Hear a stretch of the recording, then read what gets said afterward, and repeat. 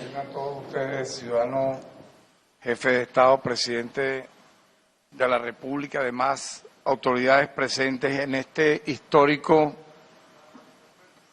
Consejo de la Defensa de la Nación y Consejo de Estado, una reunión conjunta. Es para nosotros, ciudadano presidente de la República, un deber y una obligación institucional tanto para la comunidad nacional como para la comunidad internacional, rendir un balance, un informe exhaustivo de las investigaciones que este Ministerio Público inició, yo diría que el mismo 28 de julio, cuando comenzaron a sentirse los orígenes claros de un plan insurreccional que previamente ellos habían anunciado y que se terminó convirtiendo en abiertamente acciones terroristas, así las califico, criminales, con un poder de fuego inusitado en apenas unas horas. Por la gravedad de esos hechos, este Ministerio Público, bajo mi dirección, designó de forma inmediata la actuación coordinada y conjunta, y quiero así expresarlo, de las siguientes direcciones generales. La Dirección General contra la Delincuencia Organizada, contra delitos comunes, de protección de los derechos humanos y de apoyo a la investigación penal, para coordinar estas investigaciones en tiempo real. Asimismo, designamos a 5 fiscales con competencia nacional y con competencia plena para, en todo el territorio nacional, apoyados por los 24 fiscales superiores, bajo mi coordinación, realizar, y yo creo que este es el primer anuncio importante,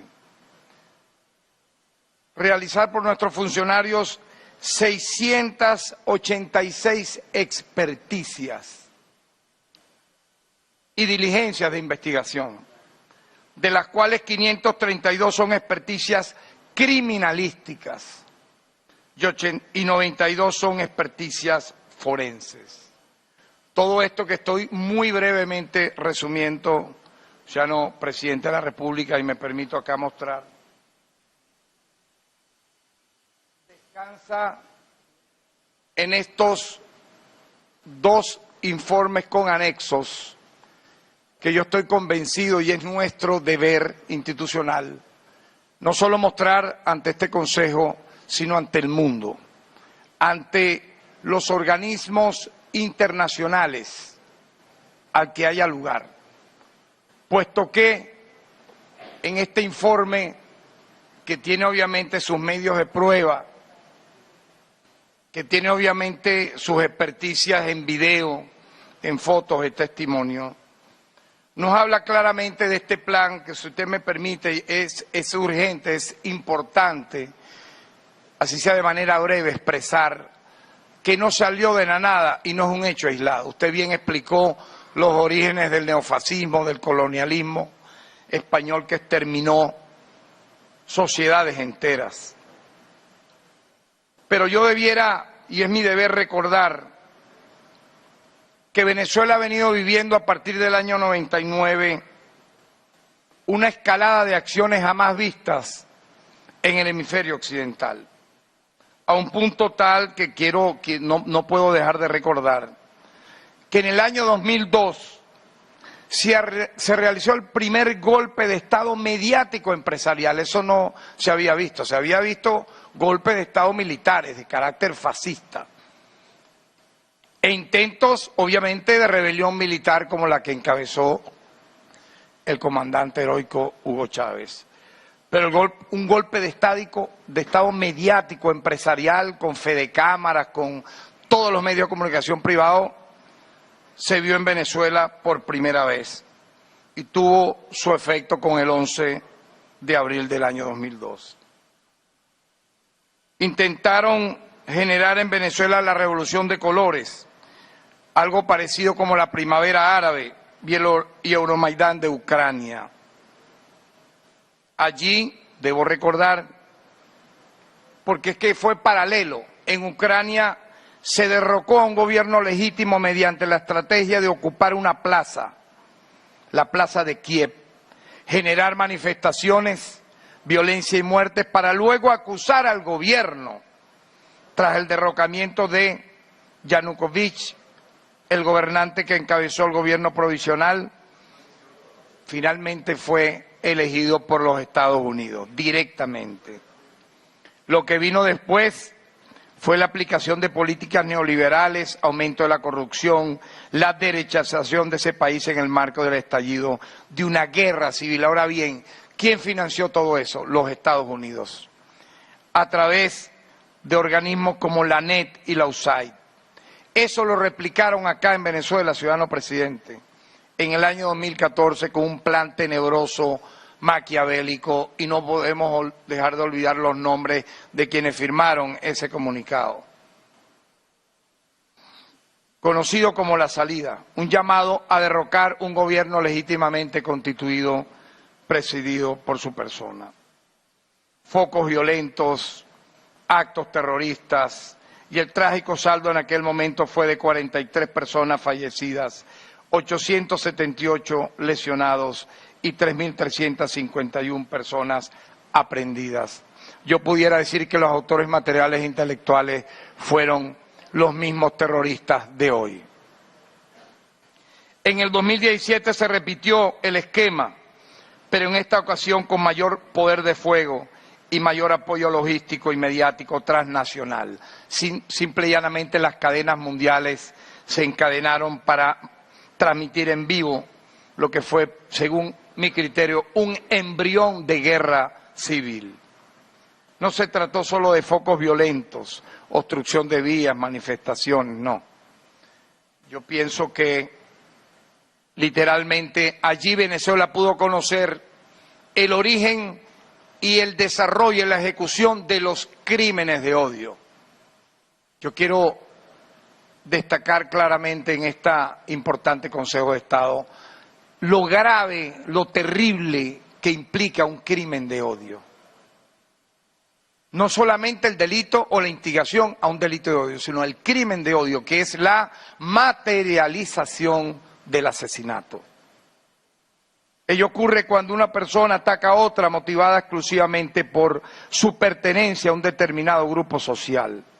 Son conductas violentas motivadas por prejuicios hacia la persona, por su sexo, raza, etnia, religión, identidad de género, nivel socioeconómico, nacionalidad, ideología o afiliación política, discapacidad u orientación sexual. En el caso venezolano fue estrictamente para perseguir y buscar exterminar al chavismo. Ahí no hay dudas. Es decir, crimen de odio en función de atacar y buscar exterminar a personas por su orientación política. Por ello, este nuevo episodio de violencia surgido por el desconocimiento de los resultados electorales emitidos por el Consejo Nacional Electoral, hemos podido ver un concentrado. Aquí licuaron todo lo peor del 2014 y el 2017. Pero lo más grave, y yo quiero que no olvidemos esto, en apenas un lapso de 48 horas. No fue abril, mayo, junio, julio del año 2017. Solo en 48 horas, impresionante, en apenas 2 días. Este grupo de violencia se desató particularmente entre los días 29 y 30 de julio, cuando ocurrieron, y es bueno esta cifra ya conclusiva, el 84% de las muertes que ha registrado y está investigando el Ministerio Público. Sin embargo, debo felicitar que gracias a la acción decidida y coordinada entre el Ministerio Público, los órganos auxiliares de justicia, que incluyen obviamente cuerpos de seguridad del Estado, civiles y militares, y los tribunales penales, pudimos aplacar en pocas horas esta acción de carácter terrorista. No debo dejar de recordar lo que implicó casos emblemáticos en el 2017. Por ejemplo, el terrorífico episodio de crimen de odio cometido contra Orlando Figuera, quien fue golpeado, apuñaleado y prendido en fuego el 20 de mayo por manifestantes encapuchados en la Plaza Altamira de Caracas. Posteriormente falleció el 4 de junio. La innombrable fiscal de la época dijo que lo habían matado porque presuntamente se había robado un celular. Es decir, justificó dicho crimen en toda su inacción en esos meses, diciendo que era porque se había robado un celular. Sobre esto, como sabe usted, pesa una solicitud de extradición en contra de Enzo Franchini a España. Igualmente hubo un segundo caso brutal, el de Héctor Alejandro Anuel Blanco, de 35 años, quien murió el 18 de julio de ese año 2017 tras ser atacado con un artefacto explosivo mortero por manifestantes violentos identificados con la oposición de extrema derecha durante un trancazo, lo llamaban así, en Lechería, Estado Anzoátegui. Todo esto está documentado y es el preámbulo de lo que aquí pasó, porque ellos tecnificaron, ciudadano presidente, todo lo peor que hicieron en el golpe de Estado del 11 de abril del 2002, en las guarimbas del 2003 y en los embriones de guerra civil del 2014 y 2017, en estas 48 horas. Por lo tanto, estos antecedentes era necesario decirlo para que lo sepa la comunidad nacional e internacional. Lo ocurrido, usted lo ha dicho, no es una sorpresa. Es obligatorio tener los antecedentes. El domingo 22 de octubre del año 2023 se realizaron las llamadas primarias del sector radical de la oposición. Tras emitirse los resultados, el diputado de la Asamblea Nacional, José Brito, del Partido Primero Venezuela, denunció irregularidades respecto a este evento comicial. Incluso, no podemos olvidar, un miembro de la Comisión Técnica de las Primarias de esa oposición, Nelson Rampezar, denunció públicamente que las cifras ofrecidas por dicha Comisión Nacional de Primaria todas fueron abultadas. Según sus estimaciones de Rampezar, votaron no menos de 500.000 personas, pero cifras investigadas por todos nosotros revelan que no pudieron haber sido de 300 a 350.000 personas. Sin embargo, aquí no vuelve a aparecer el fantasmagórica cifra de Súmate, no olvidemos, Súmate, fue quien las organizó, informó que la participación había sido, nadie lo vio, de 2.4 millones de personas. Es decir, ya ellos venían previamente elaborando lo que pudimos ver el 28-29 de julio del año 2024, con este antecedente que aquí estoy denunciando. Sin embargo, presidente, vinieron las conspiraciones que ya sabemos, los casos de intento de magnicidio contra su persona. Y yo quiero destacar ya, para entrar directamente en el tema, un mensaje muy llamativo en la cuenta X. Podemos verlo también en pantalla. Lo escribe Orlando Avendaño. Vea usted, el 5 de marzo. Él refiere en ese mensaje Twitter, porque es el vocero que han utilizado, lo siguiente: lo que María Corina está construyendo trasciende lo electoral. El ánimo en torno a ella es insurreccional. Así deben causarse para que haya elecciones libres. No toca pedirlas ni buscarlas, sino imponerlas. Por ello, la organización que se justifica es con lo electoral. Ellos ya, ciudadano presidente, el 5 de marzo, preanunciaban todo esto. Y lo que ocurrió, el balance de la violencia, es dantesco, en verdad. Durante los días 29 y 30 de julio, demandaron por parte de los organismos de seguridad del Estado acciones firmes y contundentes. a través de las cuales se logró de manera oportuna mantener el orden y la paz social. No obstante, ese periodo fue tan criminal y terrorista que durante esas expresiones criminales, entre otros hechos lamentables, ocurrieron la muerte de 25 personas, entre ellas 2 funcionarios de la Guardia Nacional Bolivariana, una ocurrida en Aragua y otra en Nueva Esparta. La primera conclusión es que después de un levantamiento de la información de cada uno de los casos, luego de realizadas 586 experticias y diligencias de investigación, de las cuales 594 son experticias y diligencias criminalísticas y 92 son experticias forenses, podemos decir, y es una conclusión taxativa, que hasta ahora todas estas muertes pueden ser atribuidas a los grupos delincuenciales instrumentalizados por los mal llamados comanditos.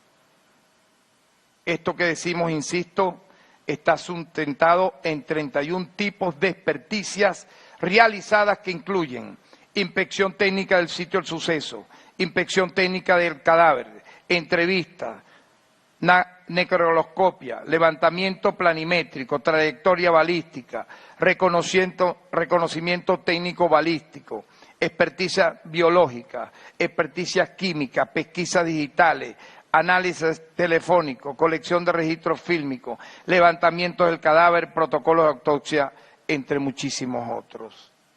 Por lo tanto, debo decir ya que el mayor número de casos ocurrieron en el área metropolitana de Caracas y en Aragua, con un total de 7 fallecidos en cada región. También se produjeron muertes en otros estados como Bolívar, Yaracuy, Nueva Esparta, Lara, Miranda, Táchira y Zulia. Quiero destacar que el 68% de los homicidios, es decir, 17 casos, es un detalle interesante, ocurrieron entre las 6 y las 10 de la noche del día 29 de julio. Buscaron de manera cobarde las horas nocturnas para cometer todo esto. En este sentido, luego de designar los 5 fiscales nacionales respectivos, pudimos proceder a ver los daños provocados por estos violentos, aparte de las muertes. Quiero hacer aquí un muy breve balance de los daños causados por los grupos terroristas que desataron la furia el 29 y 30 de julio. En el sistema educativo fueron atacados 21 escuelas de educación primaria, 7 escuelas de educación inicial, 34 liceos, 12 universidades. En lo que se refiere a instituciones, fueron atacadas 10 sedes del CNE, en igual número de estados, 10 sedes del PSV, partido de gobierno, la sede principal del Ministerio de Vivienda y Hábitat. También se realizaron ataques a las alcaldías de Carirubana, Quíbora y Sotillo, entre otras. En lo que se refiere al transporte público, fueron atacadas 11 instalaciones del metro de Caracas, un tren en Valencia y 38 unidades de autobús. Fueron destruidas también 12 patrullas, 15 motocicletas pertenecientes a cuerpos de seguridad. Esto no tiene nada que ver con una manifestación pacífica, como han querido en algunos lugares del mundo expresar. En lo que respecta al sistema de salud, fueron atacados 6 CDI, un centro de salud, 30 ambulatorios, una farmacia móvil. Fueron atacados también 6 centros de almacenamiento de alimentos, 10 sedes de comando de policía y una estación de radio. Igualmente fueron atacados 27 monumentos y estatuas. Esto no tiene precedentes incluso en el hemisferio occidental. Entre ellas la del libertador Simón Bolívar, la del presidente Hugo Chávez, la del cacique Coromoto, la del monumento del beato José Gregorio Hernández y diversas cantidad de plazas. Además, hubo ataques cibernéticos contra 25 dominios nacionales de diferentes instituciones del Estado, entre ellos el Sistema Patria. Pero lo más impactante de todo esto, sin dudas, es la manera de la ejecución de los homicidios. Detallemos la manera cruel, espantosa y escalofriante de estas acciones terroristas, instrumentalizadas por los llamados comanditos, que tuvieron como consecuencia un saldo de 25 asesinatos, 192 heridos con armas de fuego, armas blancas, objetos contundentes varios y bombas incendiarias. Yo quiero destacar delitos emblemáticos, entre otros los siguientes en estas 48 horas de terror. El caso de Mayauri Coromoto Silva Vielma, de 49 años de edad, quien se desempeñaba como jefa de calle y jefa de la VC de su sector. Además trabajaba en el área de servicios públicos de la alcaldía de Mariño en el estado Aragua. El 3 de agosto en la noche en Turmero, Silva iba de regreso a su vivienda después de participar en una concentración de apoyo al gobierno junto a su hija, su nieta y 5 vecinos, cuando fue interceptada por Raifer Eduardo Seija Núñez, quien le disparó 3 veces y luego huyó en una moto con la ayuda de otros 2 hombres. La investigación determinó que estos 3 sujetos actuaron por órdenes y bajo pago de Fernando Venancio Martínez para dar muerte a Mayauri.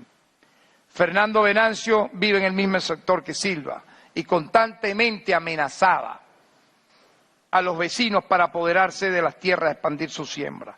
Por eso tenía constantes problemas con Mayauri, ya que era la única persona que no le permitía apoderarse de sus territorios. Al ser aprendido, Rafael Eduardo Seija manifestó que Fernando Venancio Martínez les pagó tanto a él como a Johan Enrique Rodríguez y Pablo Alirio para darle muerte a Mayauri. Asimismo expresó que Yosley de Lourdes Ramírez lo llamó para avisarle cuando la Yoxisa iba saliendo de la concentración. Como resultado de la investigación, se ha decretado 5 órdenes de aprehensión contra Pablo Alirio Reyes, Yosley de Lourdes Ramírez, Fernando Venancio Martínez, Raifer Eduardo Seija y Johan Enrique Rodríguez. Tanto el autor material como el autor intelectual y los informantes están detenidos. Un caso emblemático, no puedo dejar de decirlo porque aquí está representada la gloriosa Fuerza Armada Nacional Bolivariana. El caso del sargento primero de la Guardia Nacional Bolivariana, José Torres. En Maracay, el sargento primero de la Guardia Nacional Bolivariana, José Torres, acudió a realizar labores de orden público en la avenida Bolívar de esta ciudad, cumpliendo su deber, cuando grupos terroristas realizaron disparos contra los funcionarios. Torres recibió un disparo en el cuello que le causó la muerte. Durante las labores investigativas, al momento de realizar la autopsia de ley, se colectó del cadáver un proyectil calibre 22 alojado en la segunda vértebra cervical. De los elementos que se han aportado, se logró colectar registro fílmico, el cual logró ser experticiado y permitió observar a un ciudadano que posteriormente fue identificado como Reiner José Márquez Velázquez, quien se aprecia portando el arma de fuego, la cual, sumado a las declaraciones testimoniales conseguidas, acreditó la responsabilidad de este sujeto en la muerte de Torres. Reiner José Márquez Velázquez ya se encuentra detenido y para él habrá el pronóstico de la máxima pena. Otro caso doloroso, caso de la Guardia Nacional, Jorman Martínez. El 30 de julio de 2024, el sujeto Carlos Alexander Carreño, estando bajo los efectos del alcohol y por razones de intolerancia y odio, expresamente, de manera intencional, premeditada, arrolló a Jorman Martínez, funcionario de la Guardia Nacional Bolivariana, quien se desplazaba en un vehículo tipo moto en la ciudad de Porlamar, realizando labores de patrullaje en la zona. Las acciones inmediatas de los organismos de seguridad lograron la aprehensión del victimario, quien se encuentra detenido. No podemos dejar de recordar el caso de Cirila Gil en el Callao. Fue asesinada brutalmente por criminales ya identificados que actualmente se encuentran prófugos. La víctima presentó 48 heridas en la cabeza, con características cortantes y confusocortantes, lo que nos habla de una acción aberrante de violencia extrema, premeditada, donde de seguro no me cabe la menor duda, participaron varias personas.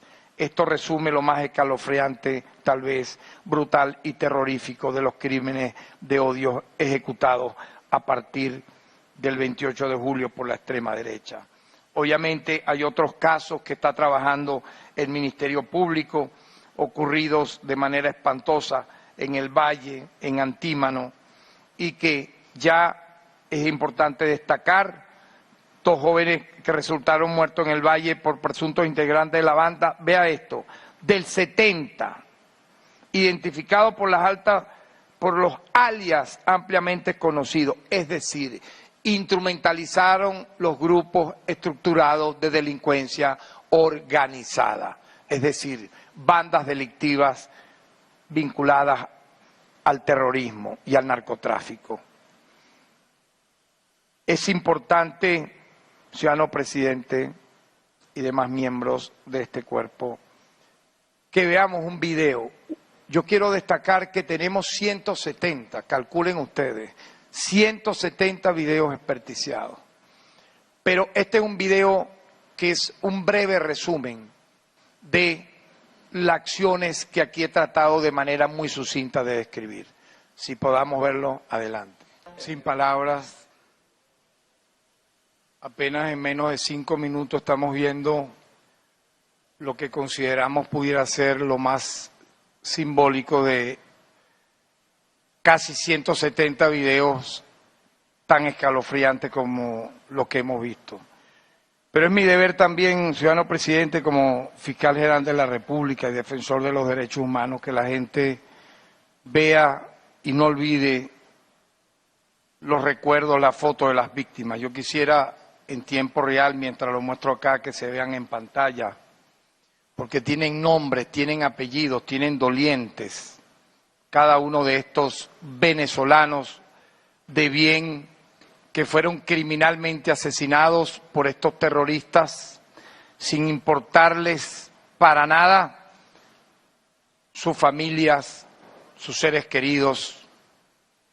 Nunca olvidar estos rostros de estos mártires que fueron asesinados, repito, por la extrema derecha, sin que hubiese vinculación alguna de estas personas a solamente ser inocentes, personas de buena voluntad, jóvenes, miembros de cuerpos de seguridad del Estado, porque no puedo dejar de recordar también, ciudadano presidente, los heridos.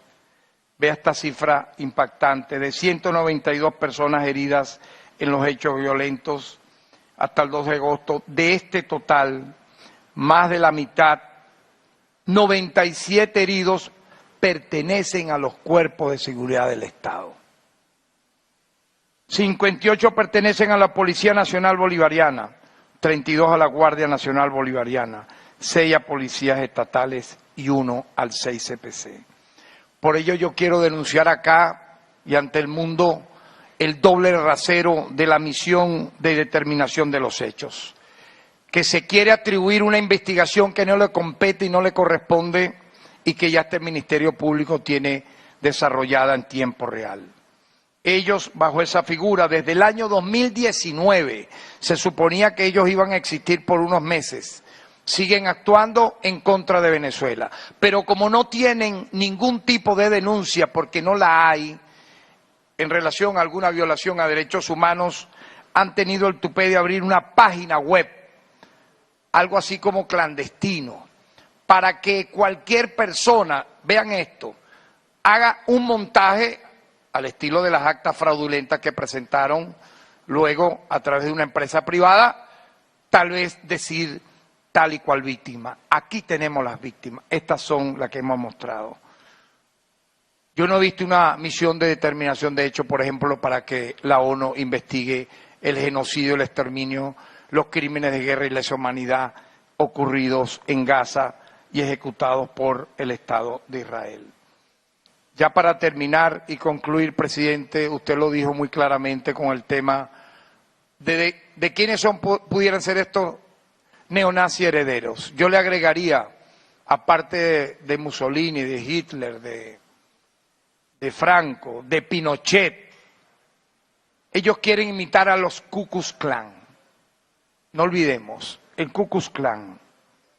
El Ku Klux Klan nace en 1865 por 6 jóvenes que se creían supremacistas y que habían combatido en las filas confederadas durante la Guerra Civil estadounidense. Esta organización se convirtió en un grupo de odio supremacista igual a este. Por eso yo digo que estos neonazis de los comanditos son herederos de los Ku Klux Klan. De odio supremacista blanco de extrema derecha que se dedicó a aterrorizar y matar, primero a afrodescendientes y después a personas judías, católicas, homosexuales, sindicalistas, comunistas, musulmanes, hasta personas blancas que defendían los derechos de las personas negras y cualquiera que no encajara en su ideología de supremacismo blanco. Por lo tanto, lo más importante que tengo que concluir en este informe es que vamos a precalificar delitos sumamente importantes, porque todo lo que aquí he mencionado de manera muy breve resume que estos sujetos identificados, algunos prófugos, otros detenidos, no nos vamos a sorprender, ciudadano presidente, si mañana dicen que son presos políticos. Es el colmo.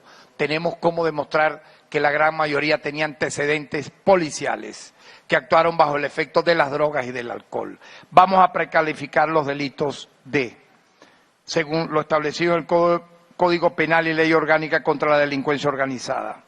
Los delitos de homicidio calificado con alevosía y motivos fútiles e innobles, porte ilícito de arma de fuego, asociación para delinquir y terrorismo. Es lo que se merecen. Y el pueblo espera que contra ellos haya la máxima pena. Muchísimas gracias. Bueno, muchas gracias.